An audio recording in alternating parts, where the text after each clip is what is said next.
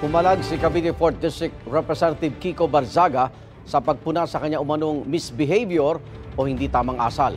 Ito yung matapos sabihin ni House Deputy Speaker Ronaldo Puno na sasampahan nila ng ethics complaint si Barzaga dahil sa mga malalaswa umano niyang online posts at pamambastos umano sa ilang opisyal ng gobyerno. Sagot ni Barzaga, hindi siya pwedeng panagutin sa mga ipinost niya online bago na upong kongresista. Iginit din ni Barzaga na hindi siya na-diagnose ng anumang mental condition. Handa raw siya magsumite ng medical records kung iuutos ng korte. I do not believe that I'm unwell. I've not been diagnosed of any serious mental conditions that could lead me to be unable to be fit for service. I'm willing to lose my position as a House representative if the Ethics Committee deems it necessary and just.